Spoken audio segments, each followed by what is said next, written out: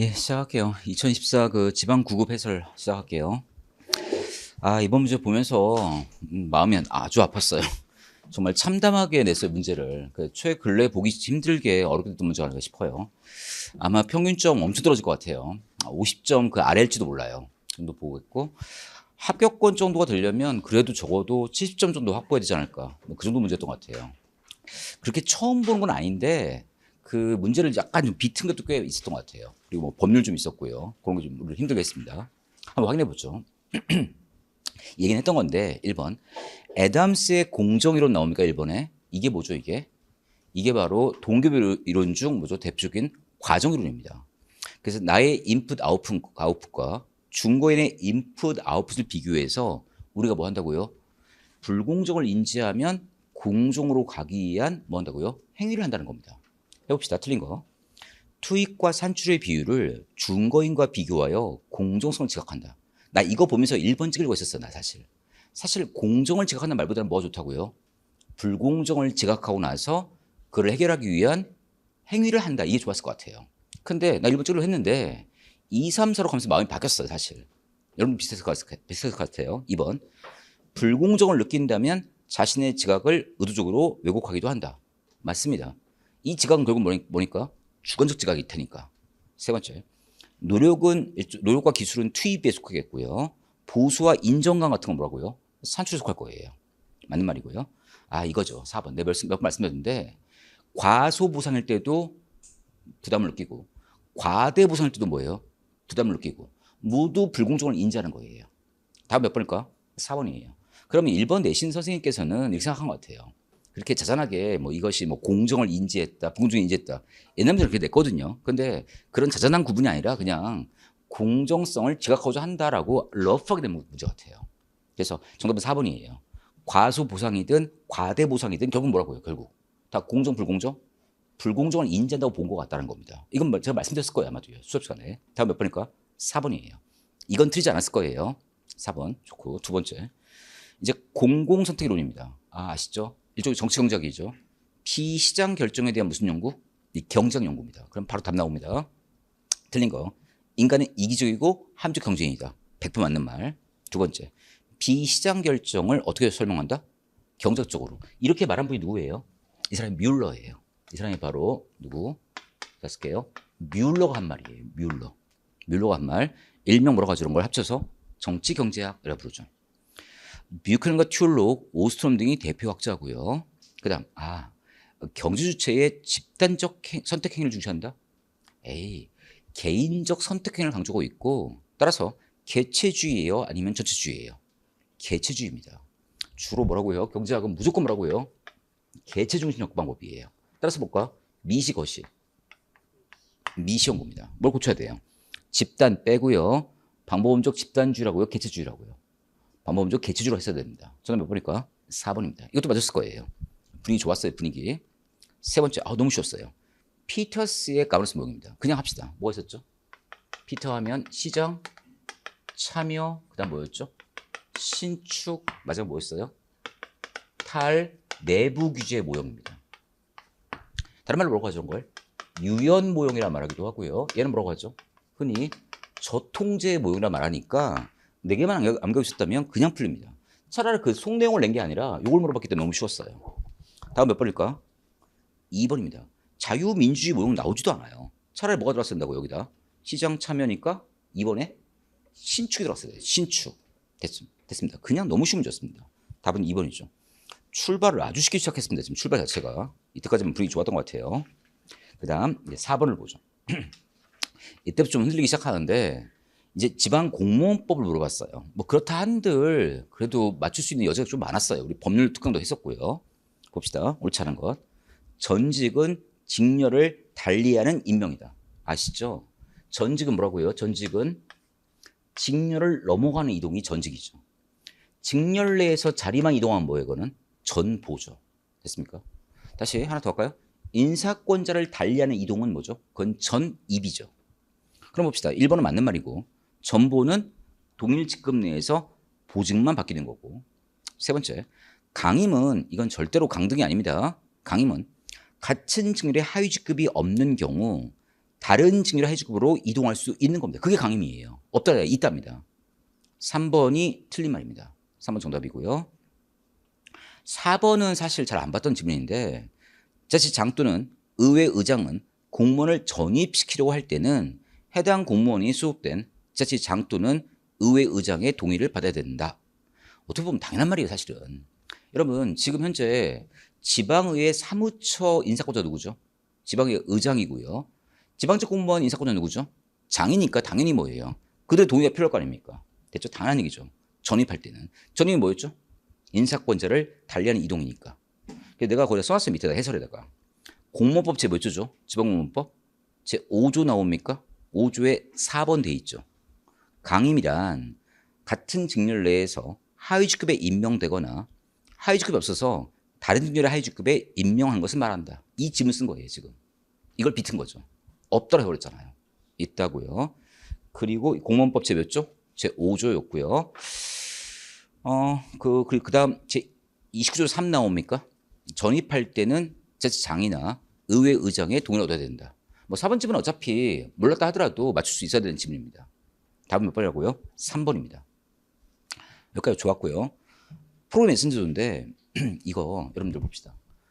프로그램 예산 제도가 나오면 이건 그냥 이거예요. 일종의 뭐라고요? 이게 NPBS예요. 신성과주의입니다. 신성과주의는 무조건 뭐라고요? 탑다운이에요. 무조건 탑다운입니다. 하향식 예산제도입니다. 탑다운. 1번 이거 했었죠, 우리. 초에 많이 했었는데. 중앙정부는 언제 했죠, 이거를? 2007년. 지방정부는 언제였죠? 2008년. 우리 모의고사 할 때 엄청 많이 했었어, 이거. 중앙은 2007년, 지방 2008년. 이거 찍은 사람 없죠? 됐죠? 맞는 말. 중앙정부 2007년. 예산 전과정을 프로그램 중심으로 구조화하고.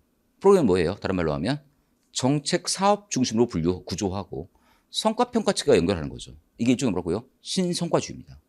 세 번째 그냥 나오네요. 바텀업이라고요? 탑다운입니다. 그래서 몇 번일까? 3번이에요. 네 번째, 일반에게 특별에게 기금이 포괄적으로 표시되어 총체적인 재정 배분 파악이 가능하다. 맞아요. 그래서 요즘 이 포괄적인 총체 재정 배분을 하는 것이 일종의 뭐라고요? 이게 신성과주의예요. 여러분, 그러니까 당연하죠. 내려온 뭐예요? 여기서 바라보면 뭐예요? 통합이고 총괄적이잖아요. 아래서 바라보면 뭐죠? 분할적이고 가분적이잖아요. 필연적인 얘기입니다, 이거는요. 답은 몇 번? 3번입니다. 좋았고요. 이것도 쉬웠죠. 6번. 6번 틀리면 진짜 안 되는 문제입니다. 주는 문제입니다, 지금. 사회 형평성은 틀린 거. 68년 미노브록 회의에서 드디어 신행정이 나오게 된 거죠. 이때 나왔던 사람이 누구죠? 미노브록 회의에 나왔던 사람이 드와이트 왈도, 마리니, 프레딕슨 이런 사람들이 모여서 드디어 신행정론을 주창합니다. 두 번째, 롤스의 정의론은 형평 논의에 영향을 주었다. 깔끔하죠. 그 다음, 너무 쉽네요. 수직 형평은 뭐죠? 같은 것을 같게 해요? 다른 것을 다르게 해요? 다른 것을 다르게 해죠. 해볼까요? 동등 여건에 있자는 사람을 다른 것을. 근데 뒤가 이상한데? 동등하게? 아니죠. 그죠? 다른 것을 다르게라 했어야 되겠죠. 답은 3번입니다. 수표현평은 뭐죠? 같은 것을 같게 얘기하는 거죠. 맞죠? 뒤에 누진세나 4번에 동일노동, 동일임금 이게 뭐였죠? equal pay for equal work란 말은 맞는 말이죠. 정답 몇 번일까? 3번이었어요. 6개 모두 맞았죠, 그죠? 이건 했을 거예요. 다 했을 거라 믿습니다. 편안했어요, 굉장히. 그 다음 이제 7번을 보죠. 이게 조금 힘들었을 것 같아요. 7번. 내 책은 물론 나오긴 하지만 다음 설명에 해당하는 분석 기법이 뭐냐? 관련 사건이 일어났느냐, 일어나지 않았느냐에 기초하여 미래에 어떤 사건이 일어날 확률에 대해서 씻겨 있는 판단을 꺼내는 방법이다. 좋아요. 여러분, 일단 우리 딱 1, 2, 3, 4번 딱 질문이 나오니까 몰랐다 하더라도 미래 예측 기법은 뭐가 있죠? 몰랐다 하더라도 미래 예측 기법은 일단 뭐가 있죠? 크게 계량과 뭐가 있다고요? 비계량이 나오고 있고요. 계량에는 뭐가 있죠? 이거 뭐가 있죠? 흔히 말하는 외사법이 있죠. 외사법. 두 번째 뭐가 있을까? 이론 예측법이 있겠고요. 세 번째 뭐가 있을까? 판단 추측법이 있을 것 같아요. 예를 뭐라고 하던가요? 뭐 추세법 또는 연장법 또는 뭐예요? 뭐 경향법이라 말하는 거고요. 얘를 뭐라고 할까? 예측법이라 말하기도 하고요. 얘는 뭐라고 하죠? 판단 또는 뭐라고 하죠? 추측이라 말하죠. 그럼 벌써 지문에 뭐가 나와요, 거기? 씻겨 있는 판단을 끌어낸다는 말 나와요. 씻겨 있는 판단이 나오면 무조건 뭐라고요? 여기서 골라야 돼요. 여기서. 됐습니까? 그럼 뭐는 일단 빠져야 돼요. 4번의 선형 경향 추정은 여기에요. 경향 추정이니까. 4번은 그냥 날아가야 돼. 그냥 날아가야 되고 남은 건 뭐라고요? 1번, 2번, 3번밖에 없어요. 근데 1번 브레인스토밍에 이런 말이 나올까 안 나올까? 브레인스토밍은 정말 자유롭게 토론에서 만드는 거기 때문에 이런 말 나올 수가 없고요. 델파 입법도 뭐죠? 전문가 선정한 다음에 그들은 뭐예요? 전문가 객관 통계 처리해서 뭐 한다고요? 의견의 일치를 보는 방법이 아닙니까? 그런 말이 나왔었다고요. 저는 몇 번일까? 2번이에요. 교차 영향 분석은 다른 말로 뭐라고 하죠? 상호 영향 분석 말을 하는데 내가 밑에 해설 써놨어 내가. 내 책에 나오는 얘기예요. 선행 사건의 발생에 따른 특정 사건의 발생 가능성을 잠재적으로 효과 분석을 통해서 주관적 판단하는 방법이에요. 이게 무슨 말이냐면 앞에 사건이 벌어지면 다음 사건이 일어날지 말지에 대해서 뭐예요? 주관적 판단으로 예측해 보겠다는 겁니다. 이건 뭐라고요? 교차 영향 분석이에요. 교차 영향 분석. 다른 말로 상호 영향 분석이죠.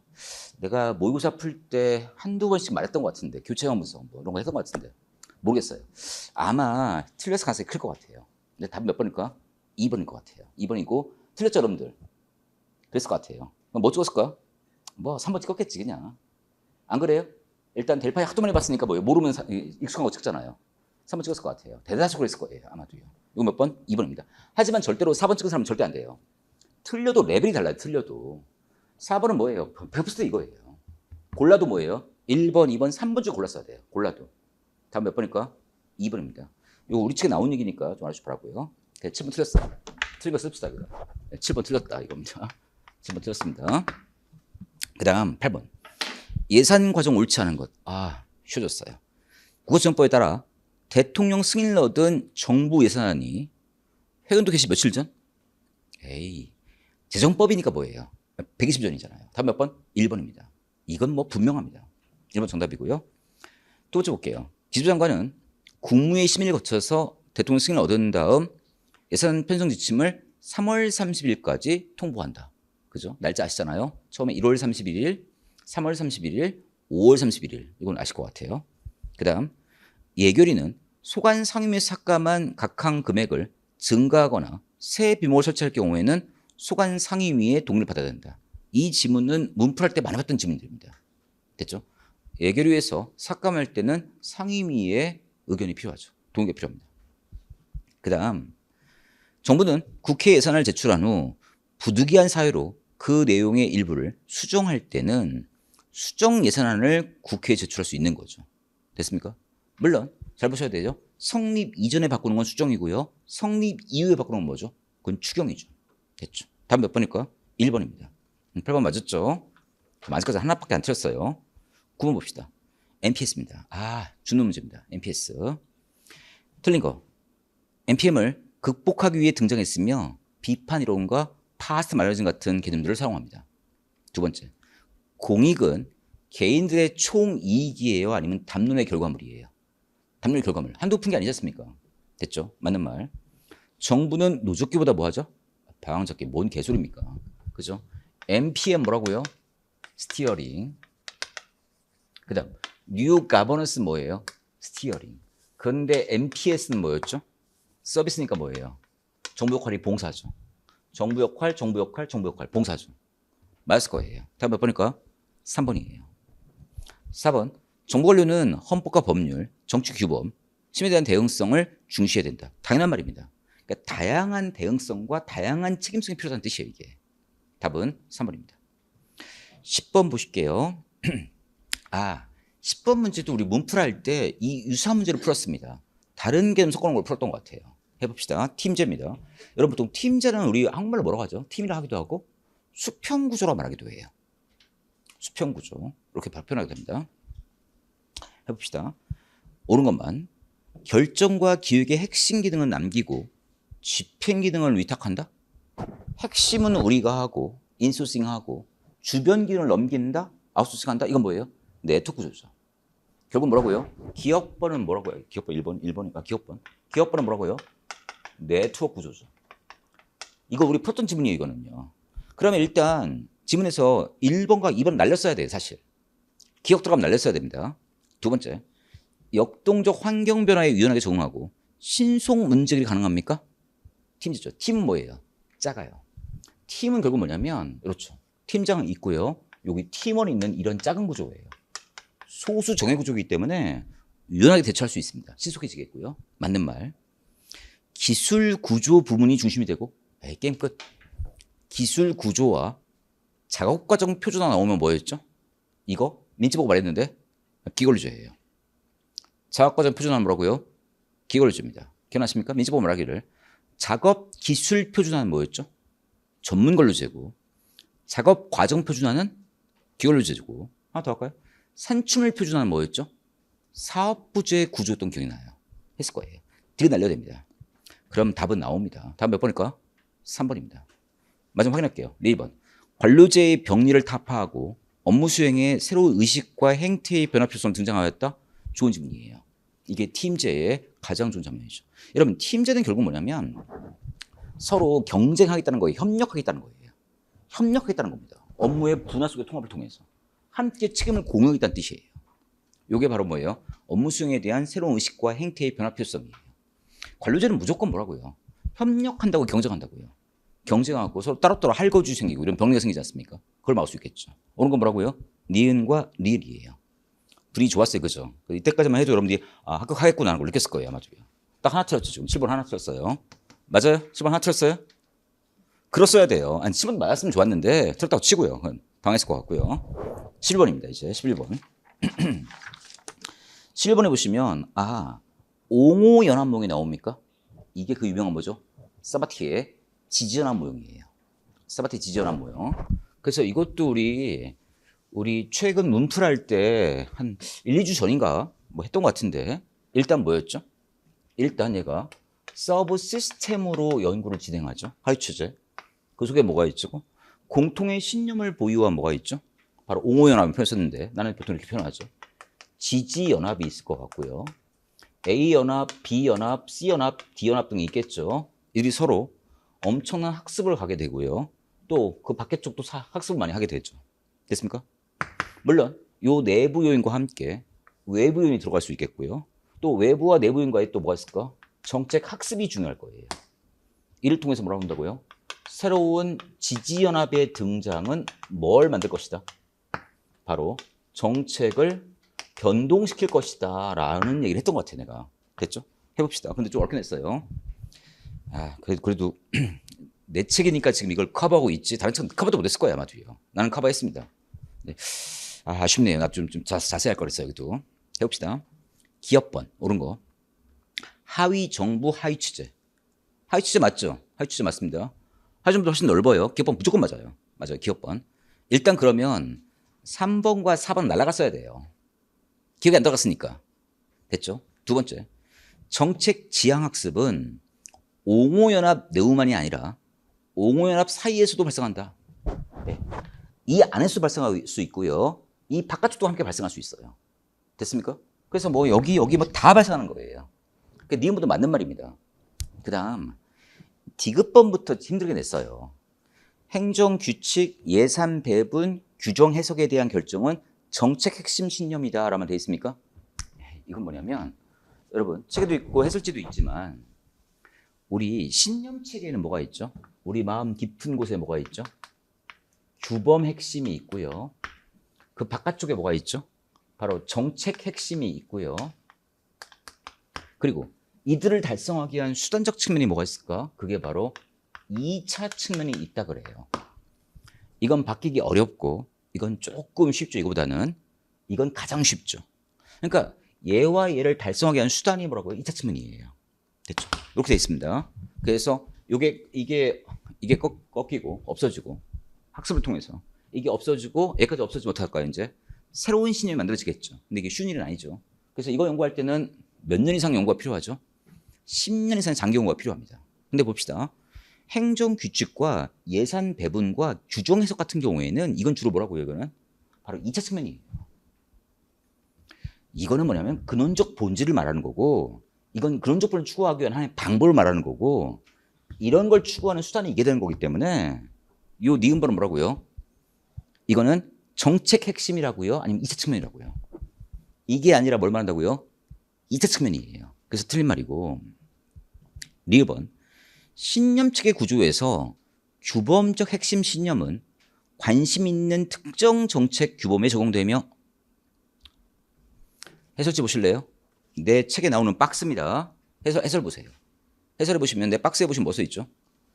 규범의 핵심은 미주 권하는데 모든 정책 영역에 적용하고 있는 거고 정책 핵심은 뭐죠? 관심 있는 특정 규범에만 적용하는 거죠. 됐습니까? 그러니까 지금 이 리을 지문을 뭘로 바꿔야 돼요? 규범적 핵심 신념은 관심 있는 특정 규범에 적용되고가 아니라 뭘로 바꿔야 돼요? 정책 핵심은 이렇게 하든가 아니면 뒤쪽을 뭐예요? 모든 정책에 적용되든가 이렇게 바꾸거나 해야 되겠죠. 뒤 어때요? 2차 측면보다는 변화가성이 작다? 그건 맞아요.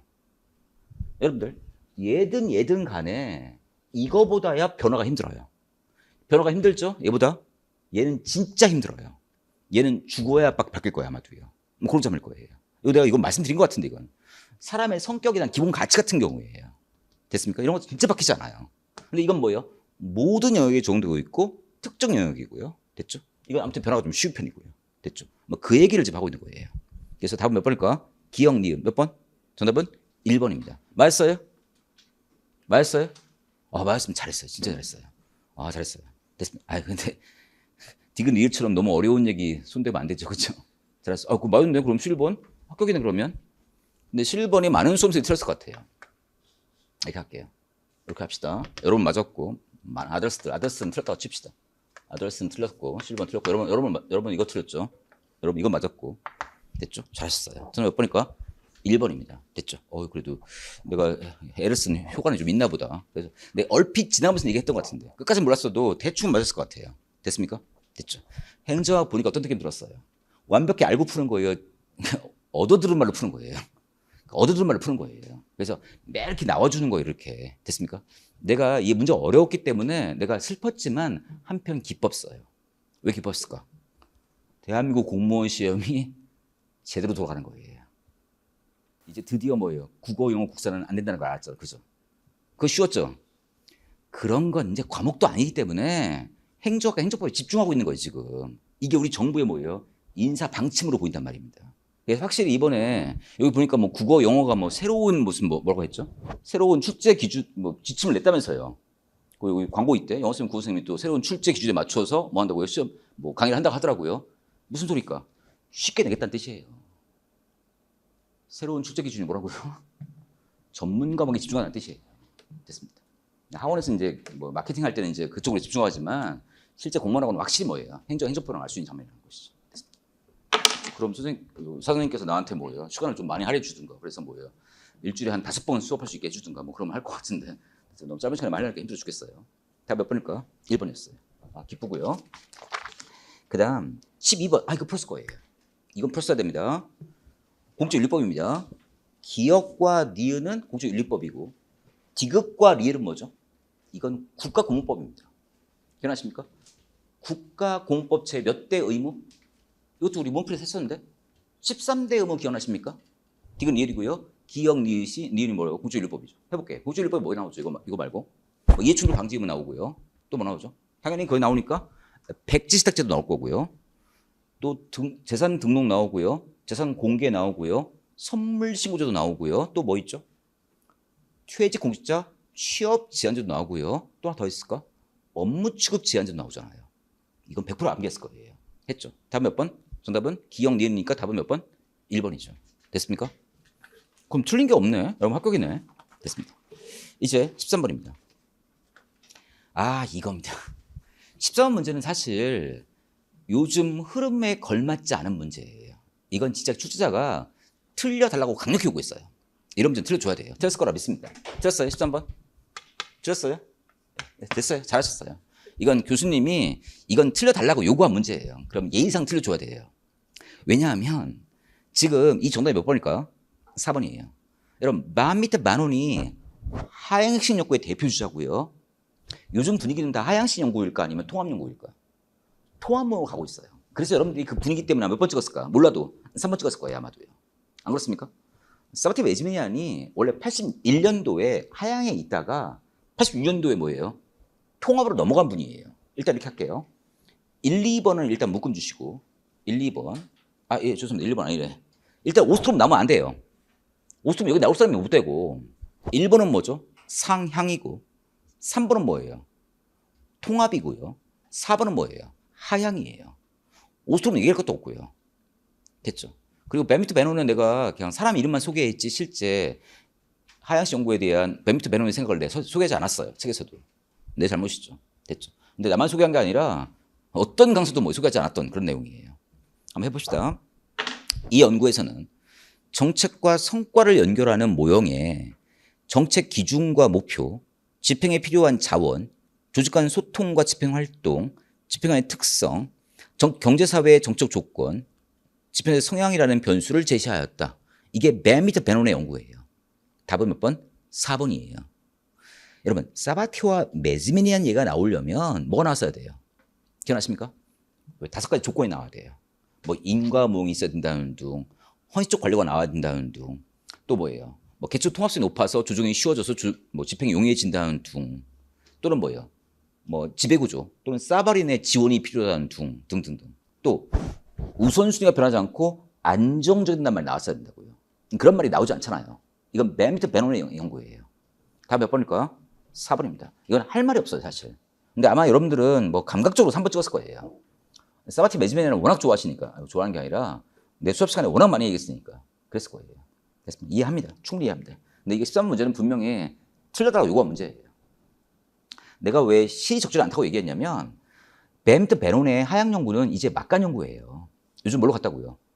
통으로 갔기 때문에 이런 문제 내시면 안 되는데 교수님께서 뭐 내시다 보니까 하나는 무조건 틀리게 내고 싶었던 것 같아요. 됐습니다. 됐고요. 정답 4번이었고요. 14번 보실게요. 이거 맞았을 거예요. 한두 번 했던 거 아니죠? 옳지 않은 거. 추경 예산의 경우 정부는 국회에서 추경안이 확정되기 전에는 이를 미리 배정하거나 집행할 수 없다. 맞죠? 이 질문 문풀할 때 풀었던 기억납니까? 당연히 뭐예요? 추경도 뭐예요? 국회의 의결을 얻고나 집행하는 거예요. 이건 당연한 얘기예요. 두 번째. 예비의 경우 정부는 예측할 수 없는 예산의 지출 또는 초출에 충당하기 위하여 일반에게 예산 총액의 100분의 5, 100분의 1 정확히 100분의 1 이내죠. 맞을 거예요. 100분의 1 이내죠. 다음 몇 번? 2번입니다. 100분의 5래. 100분의 1이죠. 나랑 함께 했던 분들 다 맞았을 거예요. 정답 2번이고요.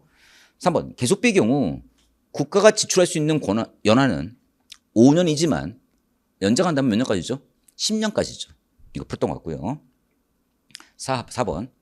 중앙관세청은 예산의 목적 범위 안에서 재원의 효율적 활용을 위하여 대통령으로 정한 바에 따라 기술장관의 승인을 얻어서 세항목의 금액을 조정할 수 있다. 세항목이니까 행정과목이잖아요. 그러니까 국회 승인 필요 없이 기술장관의 승인으로도 충분히 정할 수 있는 거잖아요. 맞는 말입니다. 답은 몇 번? 2번입니다. 됐죠. 그러니까 실제 어렵다 하지만 그렇게 어렵지도 않아요. 지금 여러분 2개밖에 안 틀렸잖아요. 지금까지. 됐죠. 그러니까 전혀 어렵지 않죠. 됐고 15번입니다. 내 책에 소개한 건 한 2개 정도 나오는데 또 하나는 또 내 책에 빠져 있고요. 뭐 그런 질문, 법령 문제인데 해봅시다. 지방공기업법상 지방공기업 문제입니다. 이건 내 책에 소개하고 있는 법적 질문인데요. 지방직영기업 관리자는 해당 지자체의 공무원으로서 지방직영기업의 경영에 관하여 지식과 경험이 풍부한 사람 중에서 지자체장이 임명한다. 됐죠? 이건 우리 뭐 법에 나오는 거니까 소개도 안 했고요. 두 번째, 2번이죠. 지방공사를 설립하고자 하는 시장군수구청장은 설립 전에 행정장관과 협의한다? 에이. 광역지자체의 장이라면 행안부 장과 협의하지만 기초지방정부의 장이라면 누가 협의할까? 행안부 장관 전에 누구한테 해야 돼요? 시도의사와 협의해야 되는 거예요. 이거는. 답은 몇 번일까요? 2번일 거예요. 2번. 그래서 아마 15번을 틀지 않았을까 싶어요. 맞습니까? 15번 틀렸어요? 맞아. 15번 틀렸어요. 똑같이 틀려야 돼요. 15번 틀렸어요. 됐습니다. 2번은 행안부 장관이라고요? 아니면 시도의사라고요? 시도의사입니다. 밑에 보세요. 공기업법 몇 조? 49조. 보세요. 49조 1항입니다. 두째 줄. 공사를 설립하기 전에 특별시장, 광역시장 등등등 이런 애들은 누구와? 행안부 장관과 하고 시장과 구청장은 뭐라고 한다고요? 시도지사와 협의한다고 돼 있지 않습니까? 그래서 2번 질문은 시도지사로 바꿔줘야 될 겁니다. 답은 2번이고요. 3항도 볼게요. 3번. 지자체는 상호 규약을 정하여 다른 지자체와 공동으로 공사를 설립할 수 있다. 법적 지문으로 맞는 말입니다. 그 다음 지자체는 지방 직영기업을 설치 경영하는 경우에는 그 설치 운영의 기본사항을 조례로 정해야 한다. 이것도 맞는 말이에요. 답은 2번입니다. 법률에 부담스럽습니다. 지금. 정답은 2번입니다. 됐죠. 우리 법령 특강할 때 그런데 한번 터치가 됐던 것 같아요. 한 번은요. 근데 기억 안 났을 것 같고요. 16번. 이거 내가 엄청 강조했던 겁니다. 이거 엄청 강조했던 건데. 여러분 가정부석이 뭐였죠? 서로 대립되는 가정들을 창조로 통합하는 게 가정부석이죠. 그럼 봅시다. 가정부석은 문제의 가능성 있는 원인 나오면 뭐죠? 계층 분석이죠. 원인을 찾는 건 뭐라고요? 계층 분석. 두 번째, 서로 대립되는 가정을 창조로 통합하는 건 뭐죠? 이게 가정 분석이죠. 기억과 니은은 바꿔치기했네요. 그 다음 시넨틱스는 문제들 사이에 유사한 관계를 인지하는 것이 분석과의 문제 해결에 도움을 준다고 봤던 것이죠. 그래서 이걸 뭐라고 하죠? 시넨틱스, 유사성 분석, 다른 말로 뭐라고 하죠? 유추 분석에 말하죠. 한번 해볼까요? 유추 방법 4가지 뭐 있어요? 개인 유추, 직접 유추, 상징 유추, 마지막 뭐였죠? 환상 유추가 있죠. 이거 맞는 말이고. 분류 분석은 문제를 정의하고 분류하기 위해서 개념을 명백히 하는 거죠. 좀 더 정확히 한다면 구성 요소를 확인하는 기법이죠. 구성 요소를 뭐 하는 기법? 확인하게 하는 기법이죠. 됐죠? 하나 더 온 김에 경계 분석은 뭐 하는 거죠? 문제의 위치와 범위를 확정하는 거죠. 내가 왜 토지 경계 측량할 때 내 땅의 위치와 범위를 확정한다 말했잖아요. 똑같이 문제의 위치와 범위를 확정한다면 그게 바로 경계 분석이죠. 그래서 오늘 틀린 건 뭐라고요? 기역, 니은이 맞는 말이고 기역, 니은 틀린 말이고 디귿, 리을이 틀린 맞는 말이죠. 옳은 거 고른 거니까 전화 몇 번일까? 4번이죠. 17번 짜증 엄청나게 냈습니다. 17번이 좀 눈에 안 들어왔을 것 같아요. 일단 이거 우리 함께 많이 그렸던 기억 나는데 평가 기법에 보시면 뭐가 있냐면 비계량과 뭐가 있죠? 계량이 나오는데 내가 이 문제 풀면서 내 책에 정말 잘 썼구나를 다시 한번 느꼈습니다. 근데 맞는지 안 맞는지 모르겠는데 이건 뭐죠? 직무 대 직무를 상대 비교하는 거고요. 여기는 미리 등급 기준표를 놓고서 직무를 비교하는 건데 이게 뭐죠? 서열법이 있고요. 여기 뭐가 있죠? 분류법. 다른 말로 뭐라고 하죠? 등급법이 있어요. 여기 뭐가 있죠? 요소 뭐가 있다고요? 비교법이 있고요. 그 다음 마지막 뭐 있을까? 점수법이 있어요. 그래서 참 교수님이 이번에 내신 분이 이 사람은 내가 누가 낸지 모르겠지만 쓸만하다라고 느꼈어요. 뭔가 좀 제대로 하는 분이라는 걸 느꼈어요. 그러니까 제대로 하니까 문제가 고급스러워요. 상당히 고급진 문제입니다. 이게 옳지 않은 것. 분류법은 미리 정해진 등급 기준표를 이용하는 맞아요. 등급 기준표를 이용하는 무슨 방법? 비계량이다. 맞아요. 제껴야 돼요. 1번은 무조건 제껴야 돼요. 이건 맞는 말이에요. 틀린 거 고르는 문제니까. 2번 서열법은 비계량 맞습니까? 서열법 비계량 맞습니까? 맞고 주로 소규모 구조예요. 그래서 보통 얘가 소규모 구조에서 많이 쓰이고 이게 정부가 많이 쓰는 방법이고 이건 외국 정부나 대기업에서 많이 쓰는 방법이에요. 그러니까 2번도 맞아요, 틀려요? 맞아요. 분명히 골랐어야 돼요. 고치면 안 됐어요. 그러면 3번입니다. 3번은 뭐죠? 점수법은 직무와 관련된 요소를 선정하고 맞죠? 얘도 요소를 정하고 얘도 요소를 정해요. 그죠? 정하고 각 요소별로 중요도를 부여하는 과정에서 계량화를 통해 계량화 맞아요? 계량화 맞습니까? 맞죠? 계량화를 통해서 명확하고 객관적 이론 증명이 가능하다 말 나와요? 객관적 이론 증명 가능하다 믿어보세요. 야 진짜 문제를 이렇게 냅니다. 그죠? 물론 내 책은 맞추고 있습니다. 내가 강의는 안 했지만 내 책은 써있는 지문이에요. 그게. 잠시 뒤에 말씀드릴게요. 4번 요소 비교법은 조직 내 말씀드렸죠. 내가 키 잡이요. 중요 직위, 기준 직위를 놓고 직무와 기준 직무의 요소를 상호 비교해서 상대 가치를 보는 방법이다. 상대 가치를 보는 거다. 맞는 말입니다. 상대 가치가 두 개를 보는 거예요. 상대. 얘와 얘를 비교하는 거니까. 답 몇 번일까? 3번이에요. 근데 3번이 진짜 어렵게 낸 문제가 뭐냐면 보통 계량화 시키면 명백하고 객관화 됩니다. 그러니까 3번이 되게 맞는 말처럼 보인단 말입니다. 그런데 그 밑에 그 박스 보이십니까? 해설지에 내 책 그대로 떠온 지문이에요. 이게 내 메시탱저가 그대로 떠온 지문이에요. 야, 이걸 내네요. 아마 내 책을 보고 낸 문제가 아닐까 생각이 들 정도예요. 해봅시다. 2번에 좀 점수 써있죠? 점수 봅시다. 읽어볼게요. 직위의 구성 요소를 정의하고 평가 요소를 구분하여 점수를 부과하고 이를 총합해 평가하는 방법으로서 평가 결과에 뭐가 좋아요? 객관성이 좋습니까? 왜? 계량기법이니까 좋아요. 그런데 보세요.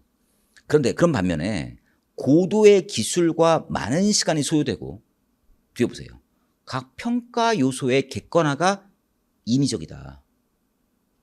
됐습니까? 그러니까 피상적으로는 뭐냐면 객관적 연구가 돼요. 평가가 돼요. 근데 그 평가 요소에 대한 객관화가 안 된다는 겁니다. 그래서 이분이 지금 원래 문제예요. 올라가 보시면 3번에 명확하고 객관적 이론 증명이 가능하지 않다는 겁니다. 왜? 평가 요소를 객관한 건 아니라는 거예요. 뭐 뭔지 아시겠죠? 진짜 더럽게 냈어요. 됐습니까? 진짜 더럽게 낸 문제예요. 답 몇 번일까? 3번이에요. 근데 그렇다 한들 3번 맞았을 것 같은데 그런데. 맞았어요? 틀렸어요? 수준이 있는 사람들은 틀렸을 거고 오히려 수준 없는 사람 맞았을 거예요. 요소? 요소 나오면 요소 비교법? 이렇게 찍은 사람 아주 수준 낮은 사람들인데 맞았어요. 그죠? 안 그랬어요? 죄송합니다. 아무튼. 근데 수업 시간에 요소 같이 나와도 뭐예요? 덥수 물지 말라고 했었어요. 근데 그 말 안 할 걸 그랬어. 여기 요소 나와도 뭐예요? 이게 되는 거죠. 그렇죠? 아무튼. 정답 몇 번일까? 3번이에요. 17번은 틀렸다 맞았다? 네, 틀렸다 이렇게 합시다. 틀렸다. 근데 모르겠어요. 우리는 맞았을 것 같기도 하고 워낙 1번, 2번, 4번이 워낙 정확하니까. 근데 아더스들은 뭐예요? 좀 틀렸을 거고 우리도 틀렸을 것 같기도 하고요. 됐습니다. 우리가 틀린 건 몇 개죠? 하나, 두 개, 세 개. 이건 모르겠네요. 이건 맞은 사람도 있고 틀린 사람도 있겠고. 18번 봅시다. 이걸 내네요. 18번. 리더 구성원 교환으로 나옵니까? 뭔지도 몰랐죠. 이게 뭐냐면 내 책에 써 있는데 내 해설지 보세요. 내 책에도 써 있는 지문이에요. 이게 누구 거예요? 그랭과 댄소로의 뭐예요? 수익적 쌍방관계 이론인데 이거 내가 왜 수업 시간 말씀드리지 않았어 이거? 왜 여기 리더와 가까운 관계에 있는 친구들은 뭐라고요? 내 집단이고 리더에 관심이 없는 집단들은 뭐라고요? 외 집단인데 누가 성과가 높다고요? 내 집단이 훨씬 더 성과가 높다. 네, 이렇게 말씀드렸다고 내가. 그 이론이에요 지금. 말씀드렸는데 이제는 뭐예요? 세밀하게 물어봤어요. 그러니까 18번 문제는 뭐예요? 틀려라 라고 강하게 요구하고 있어요 지금 문제가. 이쯤 내면 이건 뭐예요? 행정학 개론이에요? 아니면 거의 조준동 강론이에요? 조준동 강론까지 물어본 거예요. 무조건 했습니다. 해봅시다. 근데 이게 뭔지 몰랐어도 그 내 집단이 나오니까 여러분들 느꼈을 거예요. 수익적 쌍방각 이론이구나 느꼈을 것 같아요. 느꼈습니까? 전혀 기억도 안 났어요? 아니면 느꼈어요? 그렇다고 치고요. 옳은 것만. 내 집단에 속한 구성원이 많을수록 집단 성과가 높아진다. 이건 100% 맞는 말이에요. 그러니까 기업번은 살렸어야 돼 무조건. 그럼 제껴봅시다. 1번 맞고 2번 맞고 3, 4번 제껴집니다. 출제하신 분이 그래도 뭐예요? 양심이 있어요. 근데 그걸 좀 느꼈어요. 그러니까 보통 하나씩 제끼면 뭐가 되냐면 보통 하나만 없어지는데 두 개씩 없어져요. 2번 문제가 다 그랬어요. 됐습니다. 1번 중에 하나예요. 2번. 리더와 구성원이 파트너십 관계로 발전시키는 과정을 리더십 만들기라고 한다. 방법이 없네요. 그랭과 댄소로가 이런 말을 합니다. 그래서 뭐냐면 내 집단 쪽에 속하게 하는 게 뭐라고요? 이게 파트너십 관계를 만드는 거고 이게 뭐 하는 거라고요? 이게 여기서 말하는 것처럼 리더십 만들기라 말합니다. 그래서 리더란 존재는 부하들을 내 집단 안으로 끌어넣는 쪽을 굉장히 중시하고 있다는 겁니다. 됐습니까? 여러분들. 리더가 모든 구성원을 다 리딩할 수 있을까 없을까? 그건 불가능해요. 나도 수업을 해봐서 느끼는데 수업을 해보면 나를 좋아하는 내 집단도 있고요. 그냥 아무 관심 없는 중간 집단이 있고요. 그리고 나를 극도로 혐오하는 사람도 있어요. 그럼 그 극도로 혐오하는 사람들 끌어안을 수 있을까 없을까? 절대 못 끌어안아요. 그건 안 되는 거예요. 됐죠? 네 말 일단 맞는 말이고요. 따라서 디귿번 리더가 모든 구성원을 차별 없이 대우하는 공정성을 중시한단 말 나옵니까? 됐죠. 그럴 것 같은데 리더는 뭐예요? 얘들은 뭐예요? 차별 대우예요. 얘네한테 잘해주고요. 얘네 잘하지 않아요. 그래서 한쪽을 찍어줍니다. 그러면 잘해주는 애들은 뭐라고요? 더욱더 열심히 할 거고 얘들은 저절하겠죠. 근데 그 중에 일부가 뭐예요? 잘해주는 쪽으로 가려고 한단 말이에요. 그럼 이 사람의 리더십이 더욱더 넓을 수 있는 거예요. 그래서 공정대우한다, 차별대우한다고요. 차별대우합니다. 디귿번 이게 틀린 말이고요.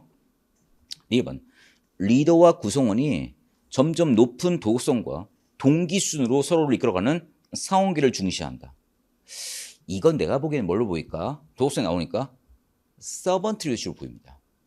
서번 리더십으로 보이거나 아니면 변형 리더십으로 보이거나. 근데 내가 이 지문이 서번 리더십으로 보이는 이유가 뭐냐면 서번 리더십은 도덕성을 명시하고 있지만 변형 리더십은 도덕성을 명시하진 않아요. 그냥 암묵적으로 도덕성이 있다고 보는 거지 명시까지는 아닙니다. 그래서 아마 모르겠어요. 다른 선생님들 해설 강의에서는 아마 이 리일번 지문을 뭘로 볼까? 100% 변형적 리더십을 볼 거예요. 근데 나는 얘는 서번 리더십이 더 가까워 보여요. 서번 리더십이 도덕성이라는 측면을 더욱더 강화시킨 거죠. 보실게요. 여러분들. 그러니까 댄서의 수익적 쌍방관계 이론은 얘한테는 잘해주고 얘한테는 못해준다는 거 아닙니까? 얘는 그럼 리더가 도덕적인 존재가 아니잖아요. 그렇게 이해하시면 될 것 같아요. 오늘 맞는 건 뭐라고요? 기억과 니은이에요. 부담스럽던 문제입니다. 됐죠? 이건 틀어달라고 했던 문제입니다. 그 다음 19번 봅시다. 아 이거 맞았어야 되는데 근데 맞았어야 되는데 속에 숨겨놨어요 이거를요. 내 책에도 나온 얘기입니다. 해봅시다. 19번 51년 라쏘엘의 정책 지향이라는 논문에서 정확하게 출발했다. 따라서 라쏘엘이 뭐라고 말했죠? 정책학의 무슨 아버지라 말했던 거잖아요. 두 번째 라쏘엘은 71년 정책학 소개에서 맥락 지향성, 이론 지향성, 연합학문 지향성을 제시하였다. 안 보였을 거예요. 이론 지향이 아니라 뭘까?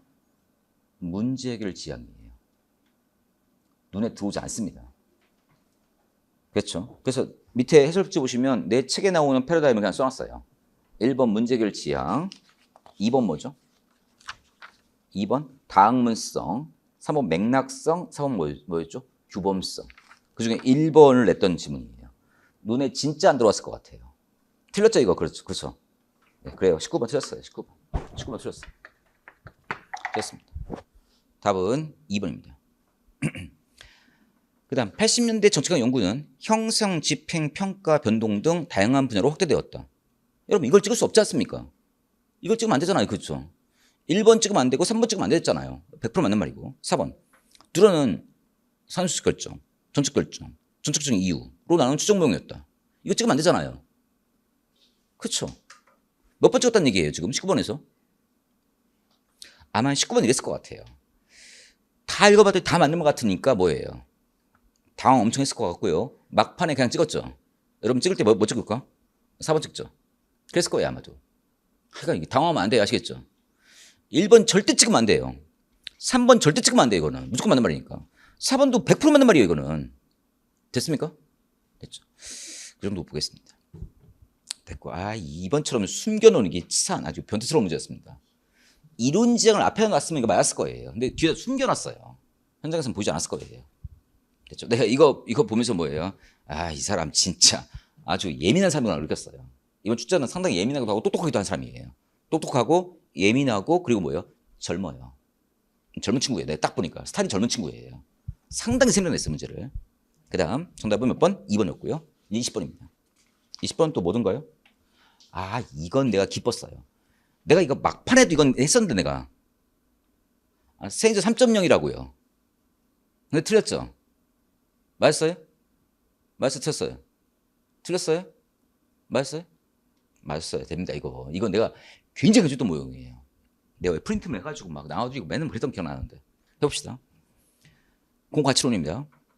옳은 것만 고르면 무언은 공가치 실패를 진단하는 도구. 무어는 공가치 창출론을 말했고요. 보즈만이 뭐라고요? 공가치 실패론을 말하는 사람이에요. 따라서 기억번은 뭐냐면 무어의 이야기라고요? 보즈만 이야기라고요? 얘는 보즈만 이야기고요. 니은번 보즈만은 공기관에 생산된 순 공가치를 추정하는 공가치 회계를 지시하였다. 말 듣기 어려운데 이게 바로 뭘까요? 공가치 창출론을 말하는 무어의 생각이에요. 그래서 기억번, 니은번을 엎었어야 돼요. 됐고, 디귿번 했었는데 우리 전략적 삼각형 모델 여러 번 했었죠. 정당성과 지지, 운영 역량, 공가치. 이건 맞았어야 되는 문제고요. 디귿번 맞고. 리을번 시장과 공공 부분이 공가치천에 필수적으로 요구되는 재화 서비스를 세우지 못할 때를 공가치 실패라고 말합니다. 그렇게 누가 말했다고요? 실패를 말하는 사람? 모즈만 얘기예요. 이게. 됐죠. 그래서 옳은 건 뭐라고요? 디귿 리얼 4번이에요. 이건 100% 세행저 3.0 문제예요. 나는 넛지를 낼 줄 알았더니 뭐예요? 넛지는 안 내고 뭐예요? 이걸 냈네요. 무어와 모즈만 얘기를 냈네요. 그래요. 20번은 모르겠네요. 틀린 사람도 있고 맞은 사람도 있겠네요. 대충 이 정도. 그럼 몇 개 틀린 거예요, 우리는? 하나, 둘, 셋, 넷, 다섯, 여섯? 6개 정도? 6개 정도면 몇 개예요? 70점. 이 정도 합격권이에요. 그러니까 뭐예요? 이거